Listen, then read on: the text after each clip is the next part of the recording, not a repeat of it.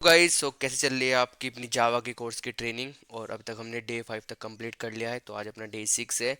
और डे 5 तक जितनी वीडियो अभी तक आपने देख चुके होंगे, तो मुझे लग रहा है कि आप चीज़ों को सीख भी रहे होंगे और कर भी रहे होंगे और अपना कोडिंग क्वेश्चंस को भी कंप्लीट कर रहे होंगे। तो जो बंदे ने अभी वीडियो मतलब डे 6 से स्टार्ट कर रहा है, तो पहले जाके वो डे 1 डे 2 और डे 5 तक कंप्लीट चेक करे। और स्टार्टिंग की वीडियो में रोड मैप बताया हुआ है, जिसमें हमने स्टार्टिंग से लेकर एंड तक हम कैसे कैसे कोर्स को कंप्लीट करने वाले हैं, वो पूरा हमने पहली वीडियो के अंदर बताया हुआ है। तो कुछ क्वेश्चंस भी मैं एंड में देता हूँ, तो आप उनको भी ट्राई करना। और उससे एक्स्ट्रा कोडिंग क्वेश्चंस हमने नीचे डिस्क्रिप्शन में एक वेबसाइट का लिंक दिया हुआ है, वहाँ पर आप जाकर उनकी प्रैक्टिस भी कर सकते हो। अलग अलग क्वेश्चंस मिलते हैं। सो आज है अपना डे 6। तो हम देखने वाले हैं डे 6 के अंदर हमने क्या कवर करना है। तो आज है अपना डे 6। तो डे 6 में हमारा फंक्शंस एंड मेथड्स, तो इनके बारे में हम बात करने वाले हैं कि what is in functions, method parameters returns value, what are the functions methods method overloadings, defining and calling methods। तो आज डे 6 के अंदर हम ये चीज़ कवर करने वाले हैं।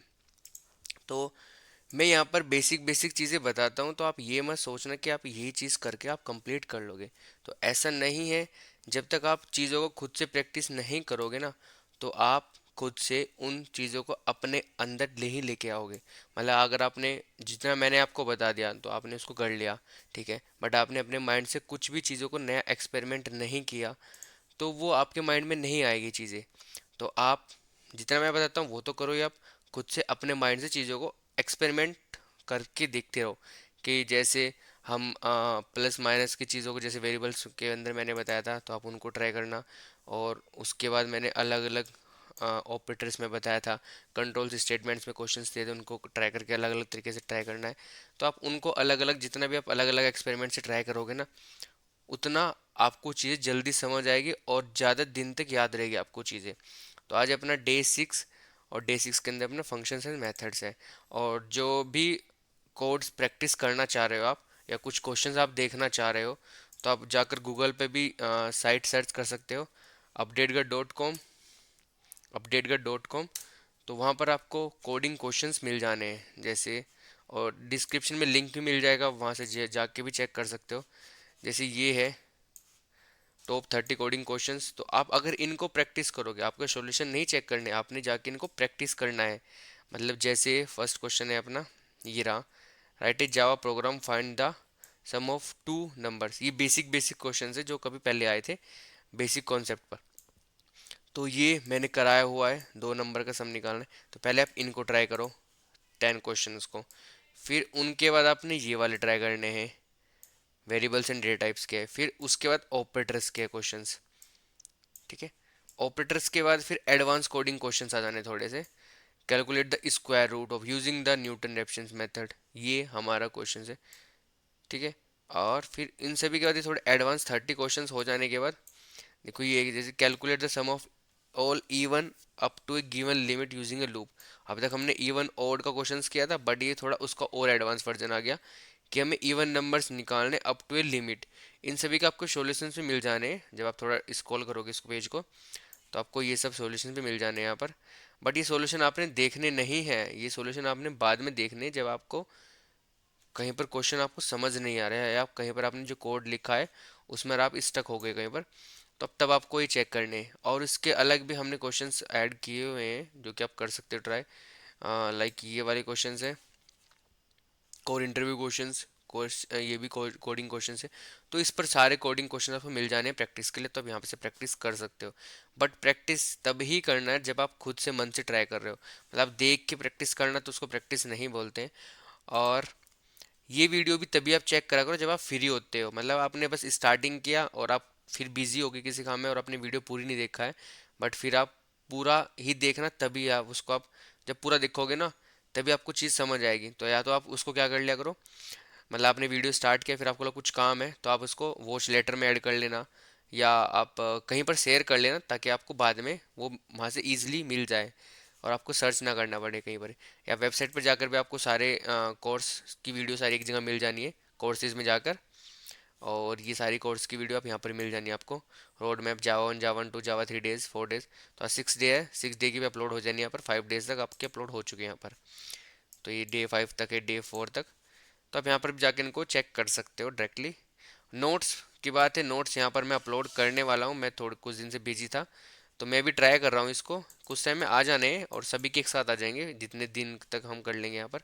ये भी थोड़ा चेंज हो चुका है, इसको मैं थोड़ा चेंज करूँगा, क्योंकि एरे लिस्ट डे 6 दिखा रहा है, जबकि यहाँ पर इसको ये दिखाना है फंक्शन एंड मेथड वाला, तो ये थोड़ा चेंज कर दूंगा मैं, इसमें थोड़ा मिस्टेक हो रही है। और ऐसे ही चैनल हम ऐसी कोर्स रिलेटेड वीडियोस बना रहे हैं, अभी जावा पर है, फिर हम पाइथन पर करेंगे, तो ऐसे ही अलग अलग कोर्सेज को हम कवर करने वाले हैं। प्रोजेक्ट्स रिलेटेड भी आपको वीडियोस मिल जानी है यहाँ पर इस चैनल पर, तो आप जाकर सब्सक्राइब कर लो इसको, ऐसी वीडियोस देखने के लिए, project related, coding related, interviews type questions के। या आप नहीं प्रैक्टिस करते हो या आपकी जॉब लग चुकी है, तो आपको कोई लगता है कि आपका रेफर फ्रेंड्स है या उसके भाई है, तो आप उनको शेयर कर सकते हो चैनल को। तो हम बात करते हैं अपने डे 6 पर। डे 5 के हमारे आई थिंक क्वेश्चंस थे जो कि आपने कर लिए होंगे, बट अगर नहीं किए तो मैं आपको उनको रफली थोड़ा आइडिया दे देता हूँ कि हमने कैसे करने थे।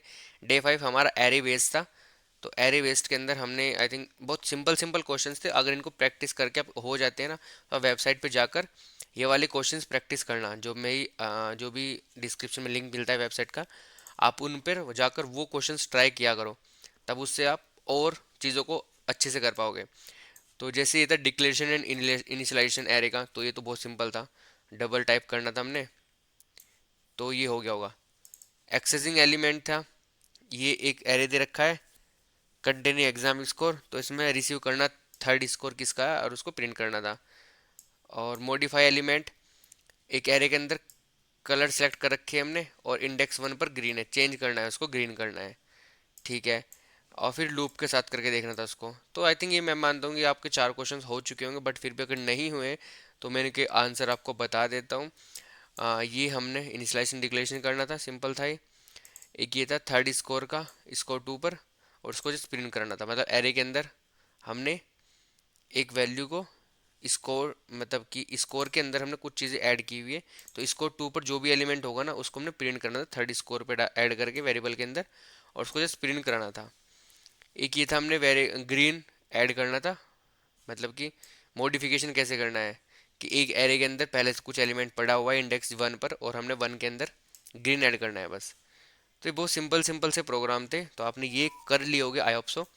और अच्छी बात है, अगर आपने ये कर लिए होंगे तो हम डे 6 के अंदर फंक्शन वाले क्वेश्चंस करने वाले हैं। तो फंक्शंस और मेथड्स के अंदर हम कैसे करने वाले, तो बेसिकली फंक्शन का काम क्या है और मेथड्स एग्जैक्टली आया क्यों है और इसका यूज़ क्या है।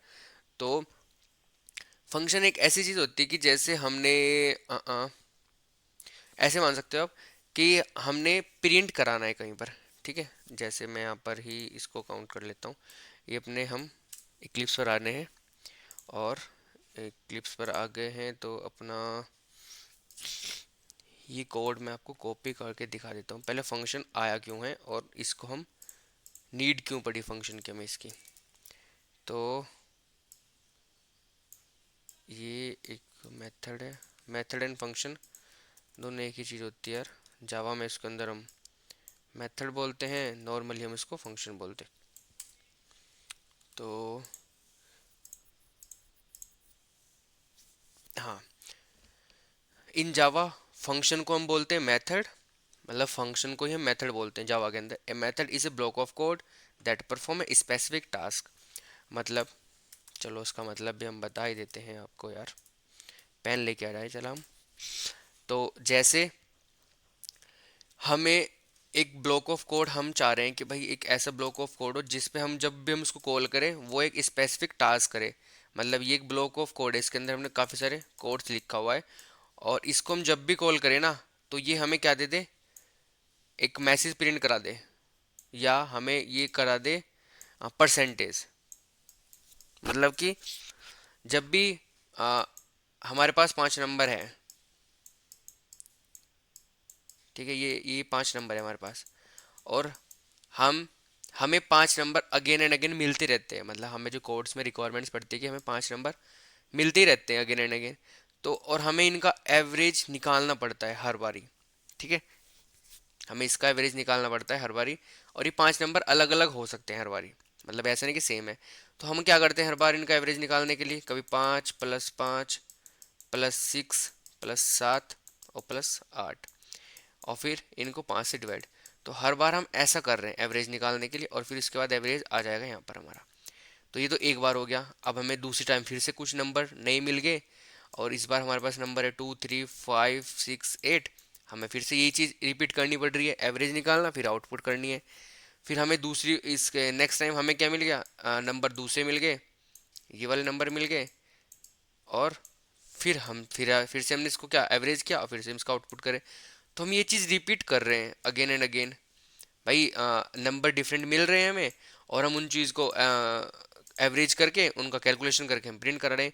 मतलब क्या, नंबर मिले, एवरेज किया एंड प्रिंट किया या रिजल्ट किया।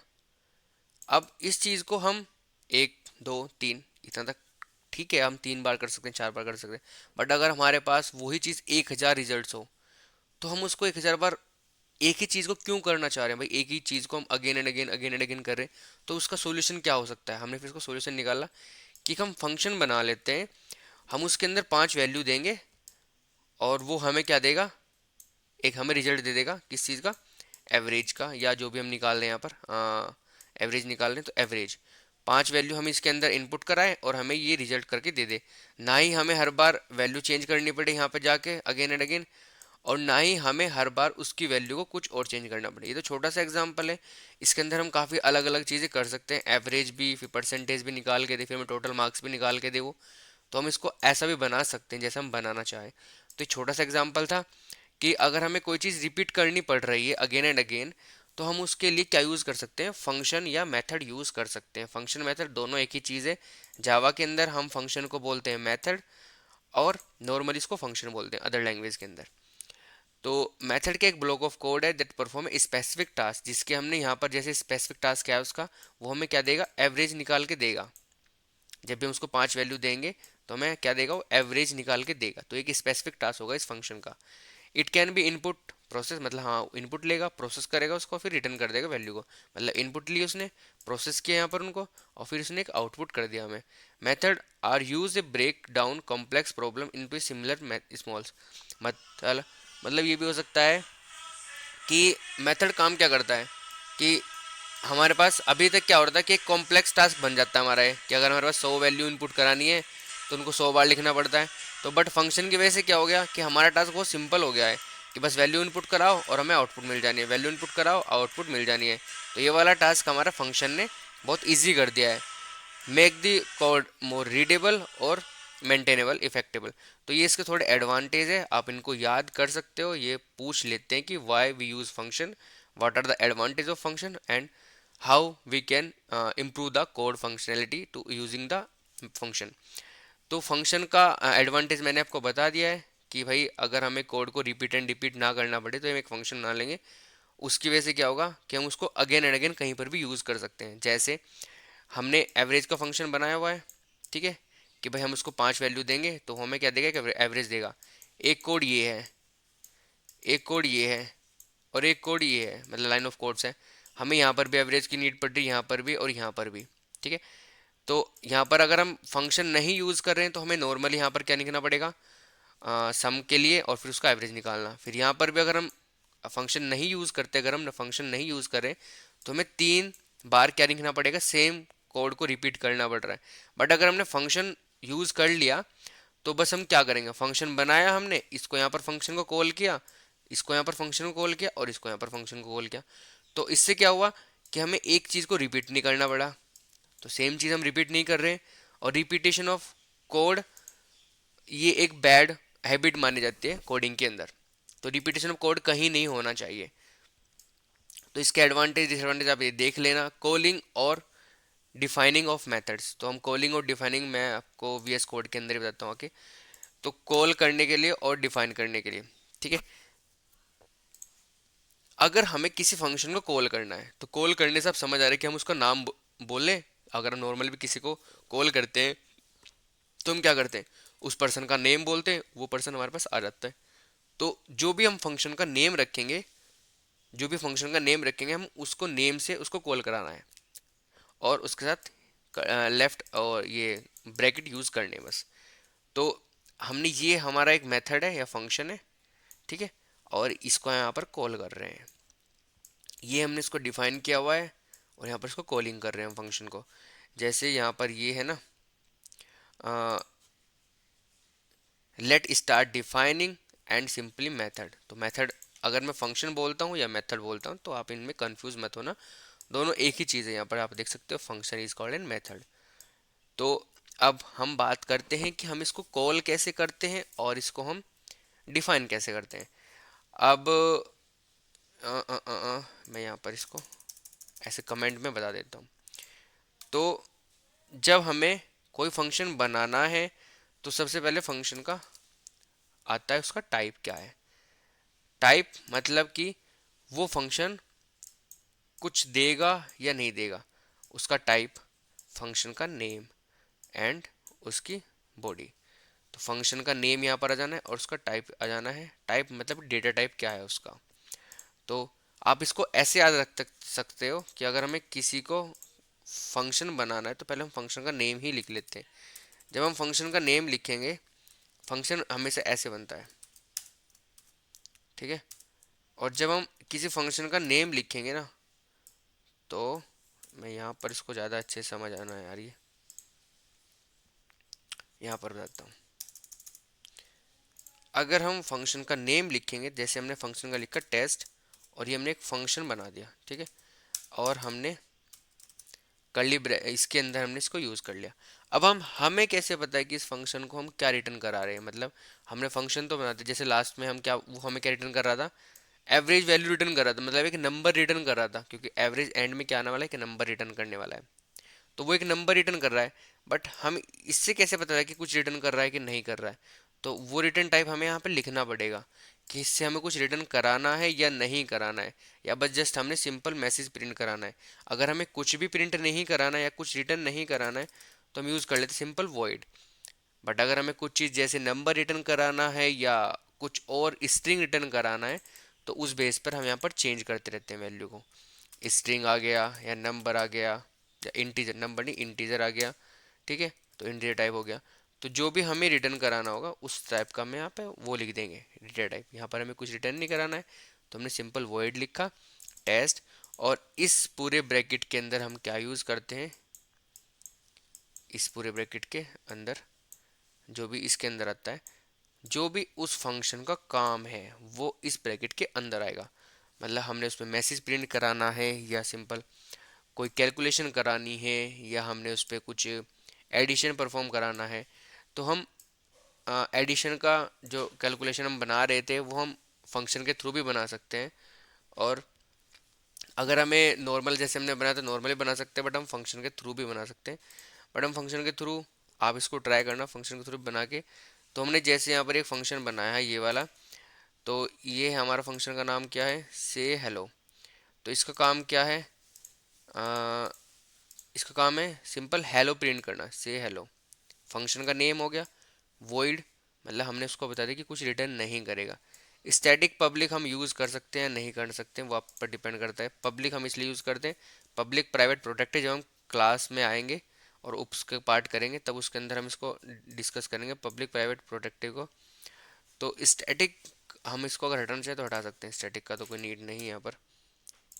और हाँ, हाँ स्टैटिक यूज़ करना पड़ेगा, याद आ गया कि अगर हमने पब्लिक तो होगा नहीं होगा वो चल जाएगा, बट स्टैटिक को हम इसलिए यूज़ करना पड़ेगा कि स्टैटिक के अंदर हमें स्टैटिक फंक्शन के अंदर हम कॉल करा रहे हैं ना इसको, तो इसलिए हमें स्टैटिक फंक्शन ही यूज़ करना पड़ेगा।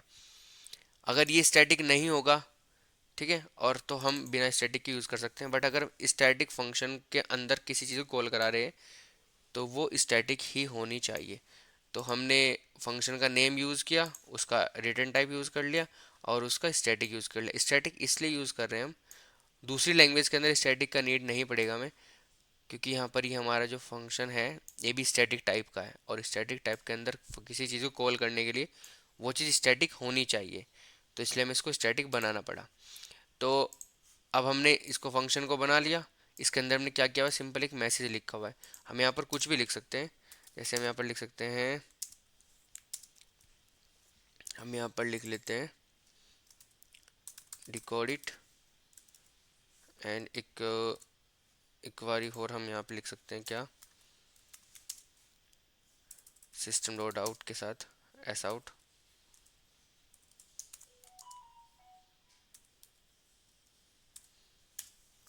यहाँ पर लिखते हैं अपडेटगढ़, अपनी वेबसाइट का नाम .com। तो ये तीन मैसेज है। इस फंक्शन का काम हेलो किसको करना है, उसने इन तीन चीज़ को हेलो करेगा। तो अब हमें इस हेलो को हम कितनी ही बार यूज़ करें इस कोड के अंदर, हमें अगेन एंड अगेन ये तीन चीज़ नहीं लिखनी पड़ेगी। तो रिपीटेशन ऑफ चीज़ों को उसने बचा दिया है।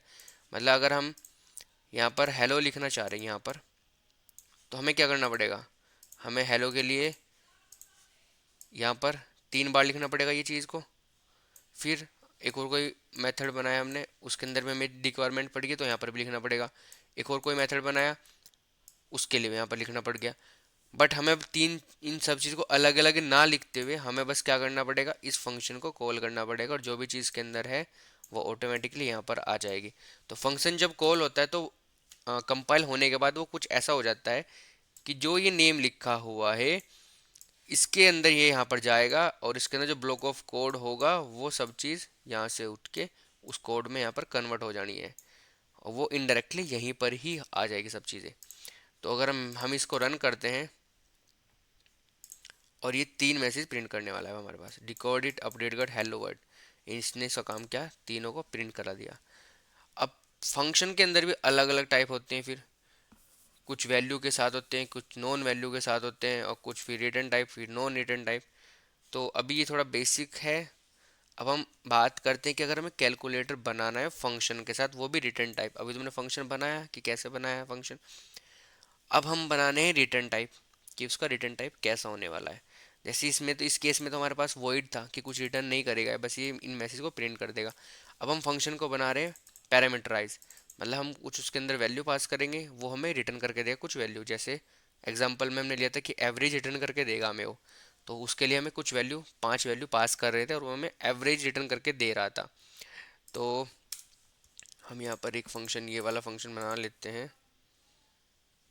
और जैसे ये वाला है कैलकुलेटर का, ठीक है।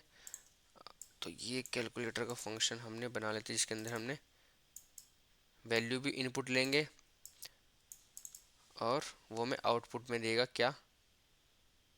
अच्छा, क्लास के साथ किया हुआ इसने, हम क्लास के साथ नहीं करेंगे, हमें बस फंक्शन बनाना है। तो हम फंक्शन को यूज़ करने वाले हैं, ठीक है। तो हमने, मैं यहाँ पर बना लेता हूँ स्टैटिक इंटीजर, क्योंकि हमें उसको क्या आना है, इंटीजर आनी चाहिए। एवरेज क्या आएगा, एवरेज हमारा डबल में भी आ सकता है, बट हम वहाँ पर क्या करना चाह रहे हैं, हम ऐड ही करना चाह रहे हैं, सम करना चाह रहे हैं, 2 वैल्यू का, 5 वैल्यू का सम करना चाह रहे हैं। तो इंटीजर, हमारे फंक्शन का नाम क्या होगा, सम, और उसके अंदर हम पास करें number 1, integer number 2, integer number 3। तो हम इस फंक्शन के अंदर क्या पास करेंगे, 3 वैल्यू पास करेंगे, और वो हमें क्या रिटर्न करके देगा, इन 3 वैल्यू का सम करके देगा। तो यहाँ पर हमने एक वेरिएबल ले रखा है सम टोटल, ठीक है। उसके अंदर हम number 1 plus number 2 plus number 3, ठीक है, इन तीनों का सम हो गया, और फिर उसने क्या कर दिया, रिटर्न कर दिया किसको, टोटल को, TOTAL, स्पेल गलत होगी, इसने कर दिया रिटर्न टोटल को। तो इस वाले फंक्शन का अब क्या काम होगा, तो अब जब भी हम इसको कहीं पर भी कॉल करेंगे तो इसको 3 वैल्यू चाहिए होगी। जहाँ पर जैसे यहाँ पर हम कुछ वैल्यू पास नहीं कर रहे थे ना इसके अंदर, क्योंकि इस वाले फंक्शन के अंदर हम कोई वैल्यू पास इसलिए नहीं कर रहे हैं क्योंकि इसके अंदर कोई पैरामीटर नहीं है। बट इसके अंदर ये 2 वैल्यू को सम करके देगा, ये 3 वैल्यू को सम करके देगा। और अगर हम इसको कॉल करेंगे तो हमें 2 वैल्यू पास करनी पड़ेगी, अगर हम इसको कॉल करेंगे तो 3 वैल्यू पास करनी पड़ेगी। तो अब हम कॉल करते हैं दोनों को अलग अलग तरीके से। हमें अगर ये वाला कॉल करना है तो हमें इसका बस नेम यूज़ करना पड़ेगा। हमने इसका नेम क्या है, ऐड, और ये कर्ली ब्रेसेस। अब यहाँ पर हमें एरर देगा क्योंकि हमने वहाँ पर 2 वैल्यू पास की और यहाँ पर हम कुछ वैल्यू पास नहीं कर रहे, तो हमें एरर देगा। एरर भी आपको पता होना चाहिए। Method add integer, integer have an explicitly arguments. तो हमें यहाँ पर 2 वैल्यू पास करनी पड़ेगी, वो भी इंटीजर टाइप की। हमने 2 वैल्यू पास की और यहाँ पर हमें आउटपुट में क्या मिलेगा, क्योंकि ऐसा कुछ होगा भी जब हम इसको रन करेंगे तो ये दोनों वैल्यू यहाँ पर जाएगी 3 और 4, तो 3 और 4 यहाँ पर आएगी और 3 और 4 ये प्लस हो जाएगी और ये हमें यहाँ पर रिटर्न कर देगा क्या, 7। तो यहाँ पर 7 आएगा, बट वो दिखेगा नहीं हमें यहाँ। चलिए एक बार मैं रन करके दिखाता हूँ आपको। वो क्यों नहीं दिखेगा, क्योंकि हम इसमें आउटपुट नहीं ले रहे हैं, इसलिए नहीं दिखेगा अभी। रन हो जाएगा प्रोग्राम और आपके पास 7 दिखेगा भी नहीं आपको। तो अभी रन, कोई एरर नहीं आ रहा है बट दिखेगा नहीं क्योंकि हमने इसको आउटपुट नहीं लिया है। अब हम क्या करेंगे, उसको देखने के लिए एस आउट यूज़ कर लेते हैं। System dot out S out, system dot out, और हम इसको यहाँ पर प्रिंट करा लेते हैं। तो अब क्या होगा, इस फंक्शन को कॉल किया, जब जैसे हमारा प्रोग्राम स्टार्ट होगा, प्रोग्राम यहाँ से स्टार्ट होगा हमारा, यहाँ से मेन से। पढ़े ही हमने इतने सारे फंक्शंस, 4 फंक्शन हमने यूज़, 3 फंक्शन हमने यूज़ किए, बट जब भी हम इसको कॉल करेंगे और हम इसको एग्जीक्यूट करना स्टार्ट करेंगे तो हमारा जो प्रोग्राम है यहाँ से स्टार्ट होगा, जहाँ पर हमारा मेन मेथड यूज़ किया हुआ है। तो यहाँ से हमारा प्रोग्राम रन होना स्टार्ट होगा। फिर ये इस वाले मेथड को देखेगा सबसे पहले, से हेलो को, फिर ये से हेलो के पास जाएगा, फिर इन तीनों मैसेज को प्रिंट करेगा, फिर यहाँ पर आएगा, फिर नेक्स्ट लाइन पर आएगा। ये नेक्स्ट लाइन पर इसको क्या मिलेगा कि भाई इसने प्रिंट करना है, क्या प्रिंट करना है, इसको एक मेथड मिलेगा। मेथड के अंदर 3 और 4 वैल्यू पास हो रखी है, मेथड का नाम ऐड है, तो ये ऐड के पास जाएगा। ऐड के पास उसने क्या वैल्यू पास कर देनी है, 3 और 4। तो यहाँ पर नंबर 1 3 हो गया, नंबर 2 4 हो गया। 3 और 4 को इसने ऐड कर देना है यहाँ पर, और ऐड करने के बाद ये वैल्यू रिटर्न करेगा, वो जाएगी यहाँ पर, और वो यहाँ पर हमें प्रिंट हो जाएगी। तो अब हम इसको, अगर हम इसको अब रन करते हैं तो अब हमें 7 दिखेगा यहाँ पर, ये आगे 7 हमारा, क्योंकि अब हम इसको प्रिंट करा रहे हैं। अगर हम बिना प्रिंट के कराते हैं तो हमें ये दिखेगा नहीं। अब हम 3 वैल्यू के लिए करते हैं, यहाँ पर अभी ऐड किया था, हम करते हैं सम, और ये अब 3 वैल्यू के लिए, तो इसलिए 2 पर एरर दे रहा है, इसको 3 वैल्यू ही यूज़ करनी पड़ेगी हमें, क्योंकि 2 वैल्यू के लिए तो ऐड था, 3 वैल्यू के लिए 3 पर जाएगा। अब ये क्या करेगा, अब ये ऐड पर नहीं जाएगा क्योंकि हमने इस बार किसको कॉल किया है, सम को। तो ये सम के पास जाएगा, सम के पास को 3 वैल्यू है, 3 वैल्यू को यहाँ पर डाल देगा, उन तीनों वैल्यू को ऐड करके ये वापस हमें रिटर्न कर देगा उसकी एग्जैक्ट वैल्यू। तो अगर हम इसको रन करते हैं अभी, तो अभी हमें आवाज कितने आने वाले हैं वैल्यू, मतलब सम कितना आने वाला है 14, क्योंकि इन तीनों को ऐड कर दिया। तो वो पहले वाला जो मेथड था या फंक्शंस था, वो था हमारा no argument no return type. इसमें कोई आर्ग्यूमेंट नहीं पास कर रहे हम, कोई रिटर्न टाइप नहीं पास कर रहे हैं। इसके अंदर हम आर्ग्यूमेंट भी पास कर रहे हैं और रिटर्न भी करा रहे हैं इस पे ही। तो ये हो गया हमारा आर्ग्यूमेंट विद रिटर्न टाइप। एक होता है हमारा argument with no return type. कैसे, हमने इसको बनाया और यहाँ पर हमने रिटर्न करा दिया, बट हम क्या चाह रहे हैं कि हम यहीं पर ही प्रिंट करा दें इन दोनों वैल्यू को। तो हम कर देते हैं एस आउट, और इन दोनों वैल्यू को वो प्रिंट करा दे, number 1 and number 2।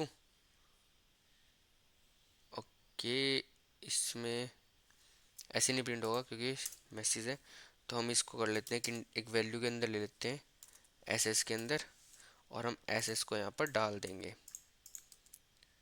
Okay, and S S number 1 and number 2। ये एरर क्यों दे रहा है यार, चलो चेक करते हैं इसमें एरर क्या है। ऐड रिटर्न टाइप, अच्छा वो रिटर्न टाइप कह रहे थे, हाँ अभी देखते हैं। हमने इसको अभी हमने इसको मेथड को कैसा बना दिया, आर्ग्यूमेंट विद, नहीं no argument with no return type, ये आर्ग्यूमेंट विद रिटर्न टाइप, क्योंकि यहाँ पे रिटर्न टाइप है इसके पास ये वाला, तो आर्ग्यूमेंट भी है और इसके अंदर रिटर्न भी कर रहा है। बट हम इसको चाह रहे हैं कि आर्ग्यूमेंट्स तो, बट ये रिटर्न ना करे। तो रिटर्न नहीं करने के लिए हमें यहाँ पर क्या यूज़ करना पड़ेगा, वॉइड। यहाँ पर क्या लिखा हुआ है, इंटीजर, तो हम यहाँ पर यूज़ करेंगे वॉइड। अभी एरर चला जाना है, और हम इसको अब आउटपुट कराएंगे। अगर यहाँ पर हम इसको कॉल करते हैं फंक्शन को, ऐड को, और इसके अंदर पास करते हैं ये वैल्यू, अभी देखो हमें इसकी वैल्यू भी दिखेगी, 9 भी दिखेगा एंड 14 भी दिखेगा। ये होगा विदाउट आर्ग्यूमेंट, नहीं विदाउट रिटर्न टाइप। ये हमें कुछ रिटर्न नहीं कर रहा ना ये, बस ये मैसेज प्रिंट कर रहा, आर्ग्यूमेंट्स तो ले रहा है बट रिटर्न नहीं कर रहा है, ये विदाउट आर्ग्यूमेंट। ये हो गया हमारा क्या, आर्ग्यूमेंट विद रिटर्न टाइप। तो ये चार टाइप के होते हैं। एक टाइप का होता है हमारा जिसमें हम आर्ग्यूमेंट्स तो लेंगे, आर्ग्यूमेंट्स तो नहीं लेंगे बट रिटर्न करेगा कुछ वैल्यू को, वो कुछ ऐसा होगा। मैं इसको कॉपी कर लेता हूँ और इसको मैं कर देता हूँ नॉन आर्ग्यूमेंट। ये कुछ भी आर्ग्यूमेंट ना ले बट ये रिटर्न करे हमें क्या, तो इसके अंदर ही हमें इनपुट लेना पड़ेगा नंबर 1 को। तो सब चीज़ उस फंक्शन के अंदर ही होती है उसमें। फिर 43 इंटीजर नंबर 2 कस टू 53। अब देखो इसने क्या किया हुआ यहाँ पर, और इसका हमें रखना पढ़ना पड़ेगा दूसरा एड 2, और यहाँ पर भी हम ऐड 2 कर रहे हैं ना, और रिटर्न करा रहे हैं इस पे, तो हम रिटर्न करा रहे हैं तो हमें रिटर्न लिखना पड़ेगा यहाँ पर रिटर्न टाइप।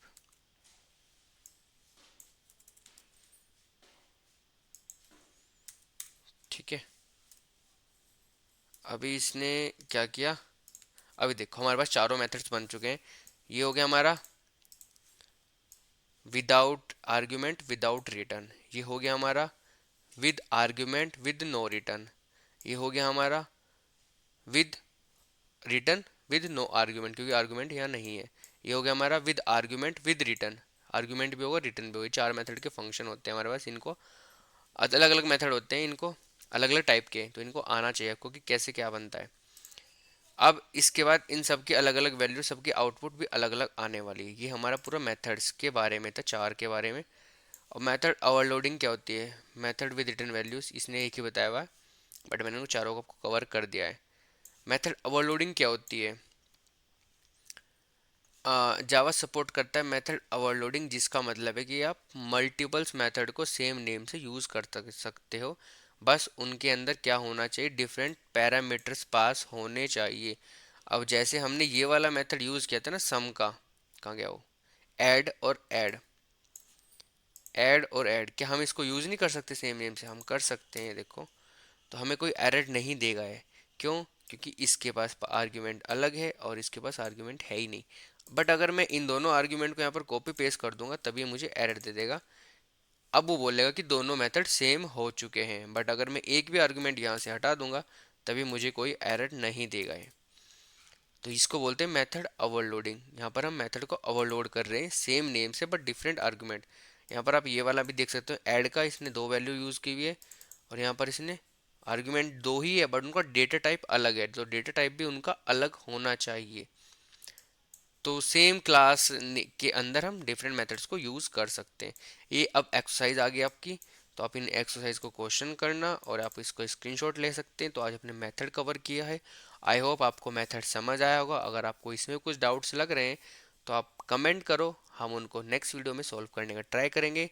मेथड एक इम्पोर्टेंट पार्ट है कोडिंग का, अगर आपको मेथड नहीं आएगा तो आपको चीज़ें आगे कुछ भी नहीं आएगी, क्योंकि क्लासेस और फिर उसके बाद पॉलीमॉर्फिज्म और ये सब चीज़ें हम कवर करेंगे तो उनके अंदर मेथड एक मोस्ट इम्पोर्टेंट पार्ट है पूरी कोडिंग का, और ये हर जगह यूज़ भी होता है।